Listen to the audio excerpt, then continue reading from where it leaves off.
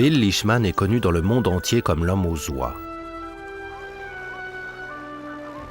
Dans les engins volants les plus légers, il a montré que des bernaches du Canada, orphelines et élevées par l'homme, pouvaient être guidés de l'Ontario jusque dans leur région traditionnelle d'hivernage, dans le sud-est des États-Unis, et qu'une fois le printemps revenu, les oies retrouvaient l'instinct de revenir par elles-mêmes, là où elles étaient nées.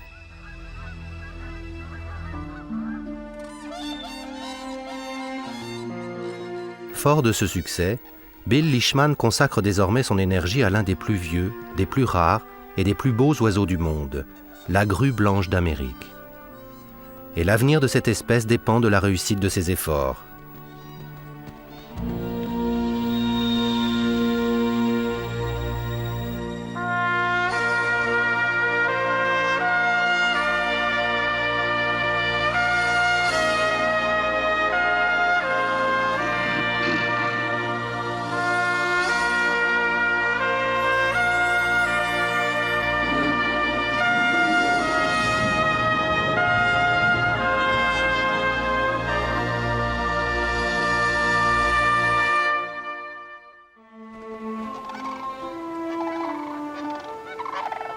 Avec une envergure de près de 2,40 m, la grue blanche d'Amérique est le plus grand oiseau d'Amérique du Nord.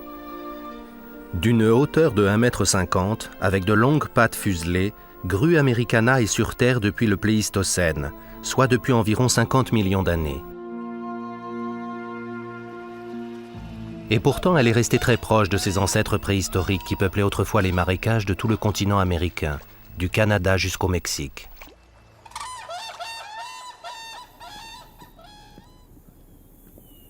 Bill Leishman a toujours été fasciné par les capacités de vol des grands oiseaux migrateurs. Mais il est indiscutable qu'à ses yeux, le plus majestueux de tous est la grue blanche d'Amérique.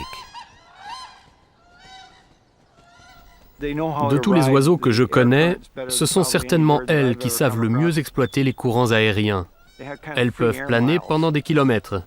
Elles se placent dans un courant ascendant et se laissent glisser en survolant des régions et en voyant des choses que nous rêverions de découvrir.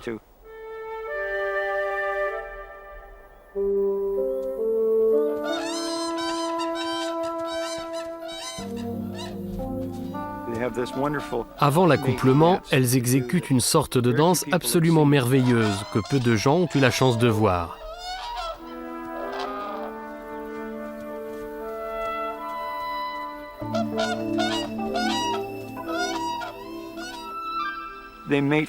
En général, elles gardent le même partenaire toute leur vie, mais il y a beaucoup de rebondissements au sein d'un troupeau. Ce sont des oiseaux vraiment fascinants.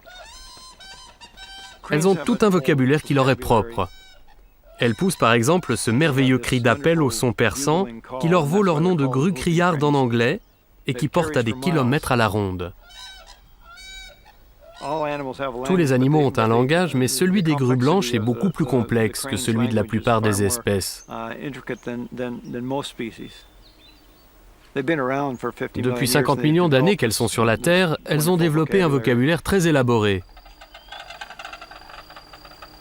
Elles ont un cri de reconnaissance qui est une sorte de brrr brrr très doux que poussent les mères pour s'adresser à leurs petits. En vol, elles ont aussi un cri spécifique pour s'appeler les unes les autres.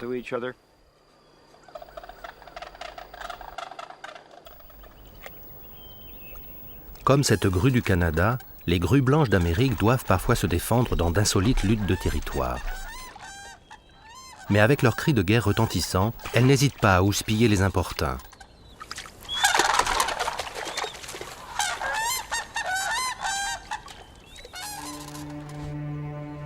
La vie n'a pas été tendre avec les grues blanches d'Amérique.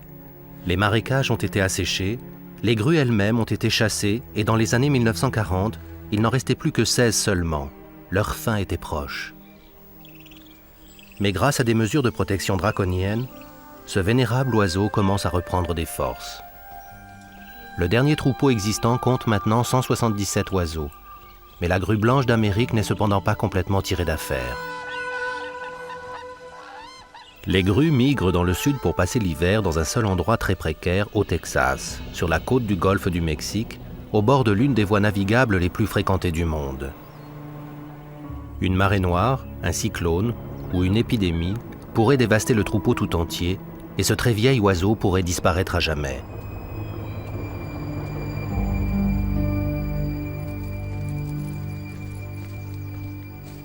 Ses escapades aériennes avec les bernaches du Canada lui ayant bâti une réputation, Bill Leishman a été chargé de mettre en place un plan incroyable pour que les grues blanches d'Amérique restent encore longtemps parmi nous.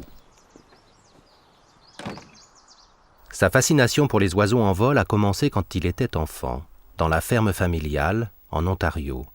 Quand j'avais entre 5 et 10 ans à peu près, je voyais passer les bernaches du Canada qui migraient vers le sud à l'automne.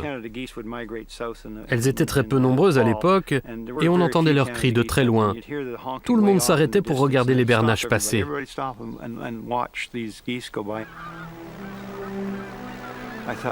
Je me demandais d'où elles venaient et où elles allaient. Je rêvais de les rejoindre, d'être dans les airs avec elles, de voler vers le sud et de découvrir le monde avec le même point de vue. La première fois que j'ai volé avec des oiseaux, c'était en 1988. J'étais accompagné de 12 bernaches du Canada qui volaient en formation aux côtés de mon ULM. Je ne peux pas me passer de voler avec les oiseaux, c'est une façon tellement merveilleuse de voir la Terre. En 1993, Bill Leishman et Joe Duff, son associé d'opération migration, ont élevé 18 bernaches du Canada et ont fait leur premier vol long courrier. Ils sont allés de l'Ontario jusqu'en Virginie et au printemps suivant, à leur grande surprise, les bernaches sont revenus d'elles-mêmes à la ferme. L'année d'après, ils ont renouvelé l'expérience en conduisant 36 oiseaux en Caroline du Sud où ils ont passé l'hiver. Et au mois d'avril, ils sont de nouveau revenus tout seuls. L'étape suivante était de voir si on pouvait également apprendre une route de migration à des grues du Canada ou à d'autres grues. On avait toujours cru que ces grands oiseaux, qui sont sevrés très tôt, apprenaient à migrer avec leurs parents. Pour vérifier cette théorie, Bill Leishman et Joe Duff ont élevé un groupe de grues du Canada en les habituant à leur ULM pour qu'elles les suivent dans les airs. Mais les grues se sont montrées moins réceptives que les bernaches. Malgré tous leurs efforts, ils ne sont pas parvenus à les préparer à migrer la première année. Mais l'année suivante, en 1997, ils ont escorté 7 grues du Canada sur la route du Sud jusqu'en Virginie. 6 d'entre elles sont revenues d'elles-mêmes au printemps suivant. Mais elles ont préféré la compagnie des hommes plutôt que de rester dans la nature. Un résultat inattendu pour Bill Leishman et Joe Duff, qui les a conduits à se poser de nouvelles questions.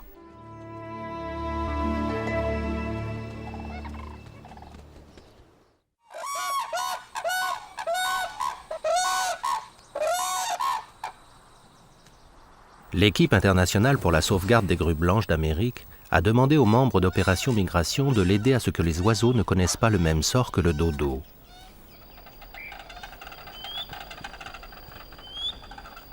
Ces gardiens d'oiseaux aux curieux déguisements font partie d'une équipe américano-canadienne qui s'efforce d'élever des grues pour que l'espèce continue de vivre. Si une catastrophe venait à frapper le groupe principal, cette réserve permettrait au moins d'éviter la disparition de l'espèce.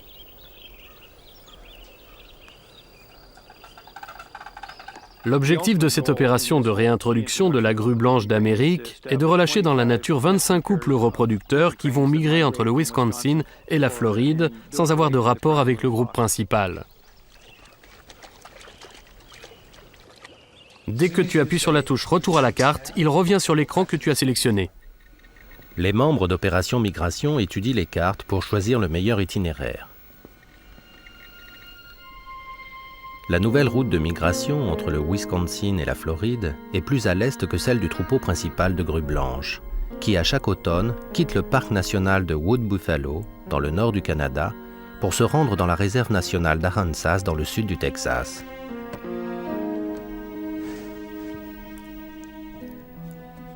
Bill Leishman et son équipe ont élevé un nouveau groupe de grues du Canada pour perfectionner leur méthode, visant à ce que les animaux restent sauvages. La magie de l'imprégnation naturelle est un phénomène qu'ils ne pouvaient pas prendre à la légère. Il doit y avoir une sorte de programme dans ce petit animal qui est dans sa coquille qui lui apprend que lorsqu'il sortira, il doit s'attacher à sa mère, pour que sa mère ou celui qui se trouve là à sa naissance lui montre où aller. Si vous intervenez dans ce phénomène et devenez la mère, c'est à vous qu'il va s'attacher. Dès qu'un poussin donne le premier coup de bec pour sortir de sa coquille, Bill Leishman et ses collègues lui font entendre des enregistrements de cris de grues adultes et de bruits de moteur d'ULM.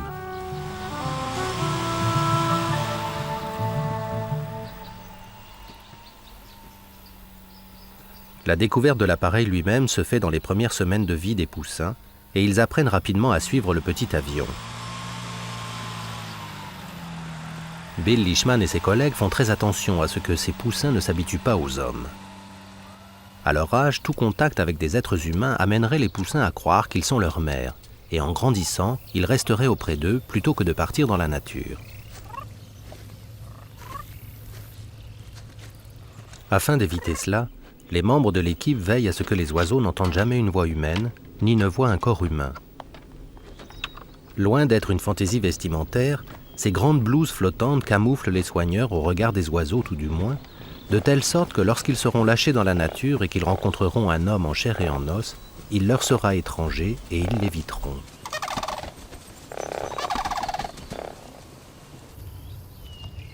Pour que les petits s'identifient à des grues, un appareil en forme de tête de grue adulte est également installé pour leur distribuer des vers. À l'intérieur, un petit haut-parleur diffuse les cris enregistrés d'une véritable grue.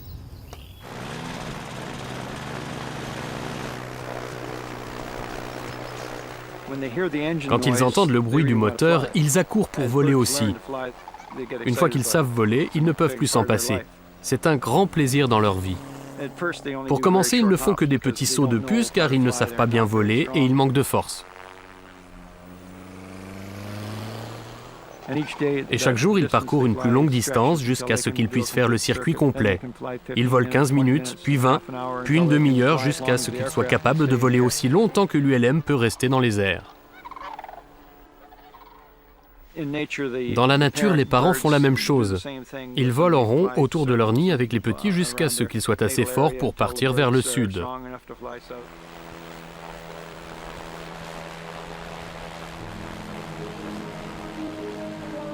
Et tous les jours, lorsque le temps s'y prête, les petites grues du Canada survolent la Terre dans le sillage de l'ULM, en apprenant à prendre la meilleure position derrière lui pour ne pas gaspiller leur force en se laissant porter par le courant d'air. Les ailes des oiseaux sont les ailes les plus performantes qui soient et leurs plumes jouent un rôle essentiel car elles leur permettent de sentir l'air, de comprendre l'air. Ils s'adaptent à la moindre turbulence grâce aux fibres de leurs plumes et ils ont un système musculaire qui leur permet de voler pendant des heures et des heures.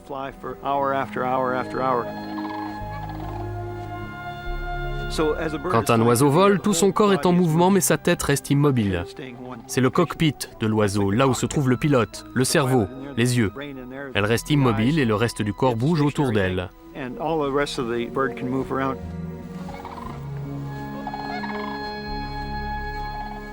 Les oiseaux migrent essentiellement pour se nourrir. Ils vont dans le sud pour trouver davantage de nourriture et ils reviennent dans le nord pour trouver de meilleurs endroits pour se reproduire et manger plus copieusement. Ils puisent leur énergie dans leurs réserves de graisse. Quand un oiseau se prépare pour migrer, il mange plus que d'habitude pour se fabriquer une couche de graisse. Et au fur et à mesure de son trajet, cette graisse diminue. Une fois arrivés à destination, ils sont pratiquement décharnés. Ils descendent du ciel pour manger et reprendre des forces. Ils refont le plein en quelque sorte. Du point de vue du vol, ils sont vraiment performants. Et dans ce minuscule cerveau, pas beaucoup plus grand que la pointe d'un crayon, ils ont enregistré toute la connaissance du ciel, leur destination, la route à suivre pour traverser l'Atlantique, toutes les données du vol, ce qu'ils peuvent manger, à quel moment ils doivent être à tel ou tel endroit. C'est absolument fabuleux.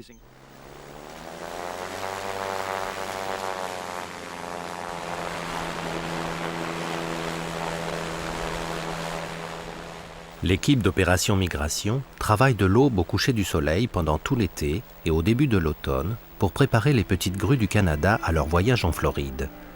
Ils savent que le moindre échec reporterait leur mission finale à l'année suivante.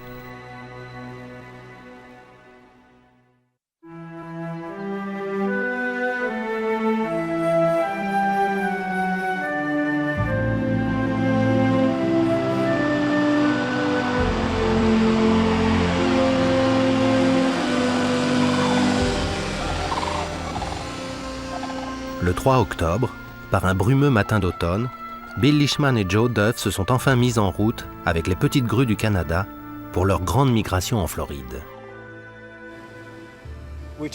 Nous avons décollé du Wisconsin avec 13 oiseaux et dans les 30 premiers kilomètres, l'un d'entre eux a décroché. Nous avons appris par la suite qu'il était revenu dans l'enclos où il avait été élevé. Nous avons donc poursuivi notre route avec 12 oiseaux. Le paysage du Wisconsin était magnifique avec ses collines, ses bois et toutes ces petites fermes. Nous avons ensuite survolé l'Illinois avec un paysage totalement différent, de grandes étendues planes parsemées de villages par-ci par-là. On était à environ 300 mètres au-dessus de tout ça, dans une belle lumière claire, avec le soleil qui se levait à l'est. Après plusieurs jours de vol sans difficulté, la caravane des airs traverse une zone plus pénible au-dessus des montagnes. Et les jeunes oiseaux ont du mal à suivre les ULM. Ensuite, nous avons survolé le Kentucky, où le relief est beaucoup plus vallonné. Nous nous sommes posés dans un champ d'une plantation de tabac, un endroit superbe dans les collines du Kentucky. Les agriculteurs ont été très sympathiques avec nous.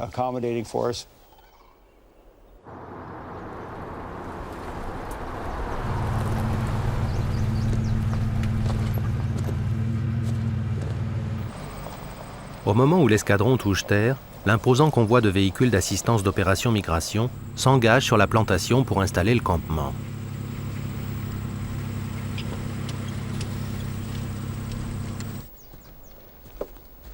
L'enclos mobile y est mis en place et les grues du Canada y sont regroupées pour la nuit.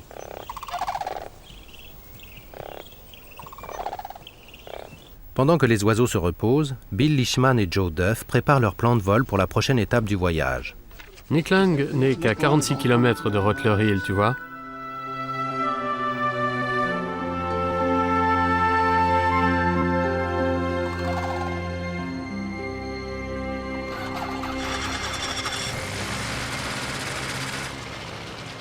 Le lendemain matin, à la première heure, alors que le sol est encore gelé, ils font chauffer les moteurs des ULM et sortent les jeunes grues de l'enclos pour qu'elles se dégourdissent les pattes et se préparent pour un autre long vol.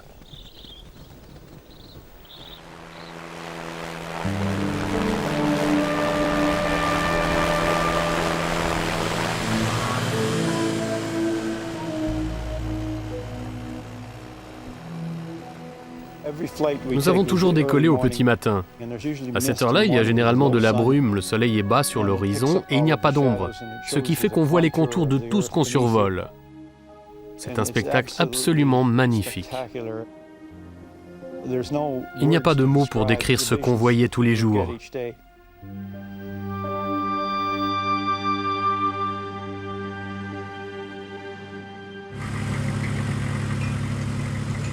Pendant ce temps, l'équipe d'assistance démonte rapidement le campement et l'enclos et reprend la route du sud en direction de la Floride.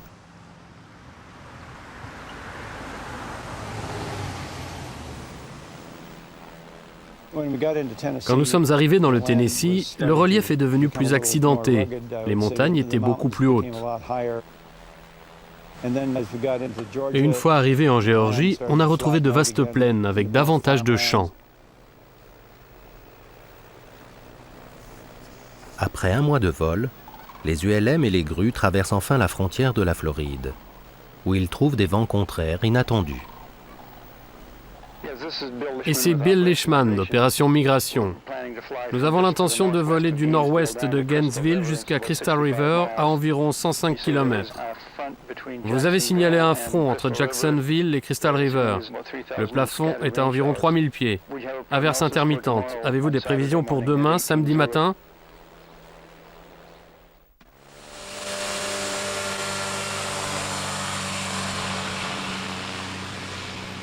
Le lendemain matin, Joe Duff tente de décoller, mais il est immédiatement ballotté par les turbulences. Les ULM ne sont pas des engins pour voler par mauvais temps. Joe Duff fait un bref vol d'essai et revient rapidement au sol.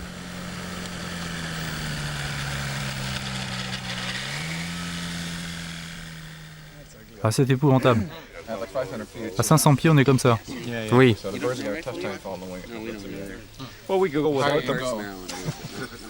Qu'est-ce qu'on fait alors? On les emmène en camion. Si près du but, l'équipe est naturellement déçue. Mais avec tout le chemin qu'ils ont parcouru, Bill Leishman, Joe Duff et les 12 grues n'ont pas d'autre solution que de laisser passer l'orage et d'attendre patiemment le grand jour.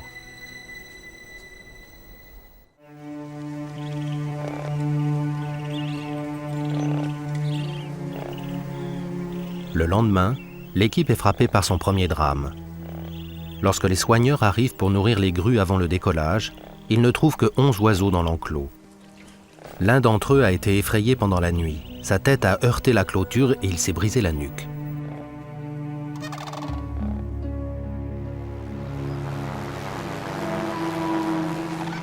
Avec les 11 grues restantes dans leur sillage, les ULM s'élèvent dans le ciel matinal pour la dernière phase de ce voyage historique.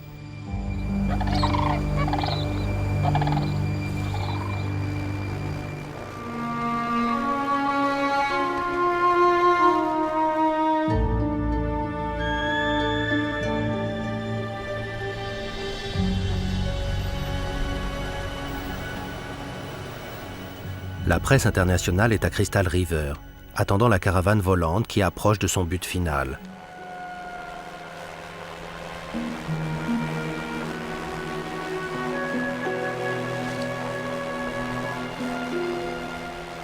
Conduites par les ULM, les grues passent au loin et descendent vers un endroit plus isolé de la réserve pour se poser tranquillement, loin du contact direct des hommes.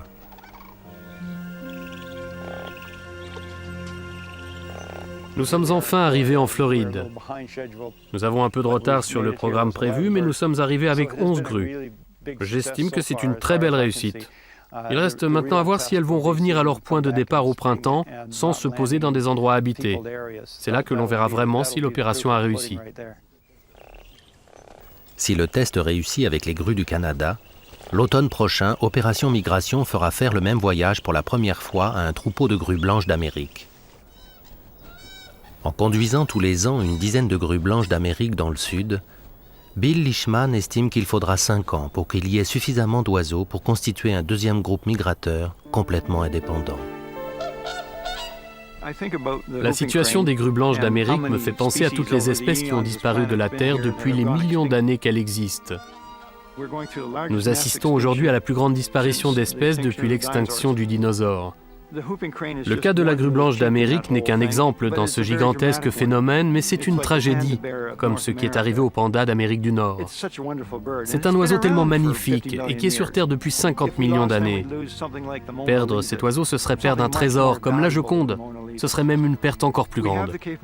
Nous avons la possibilité d'empêcher cela en agissant. C'est un exemple de ce que nous pouvons faire pour les animaux. Si nous réussissons à sauver la grue blanche d'Amérique, nous saurons aussi sauver les milliers d'autres espèces qui sont menacées.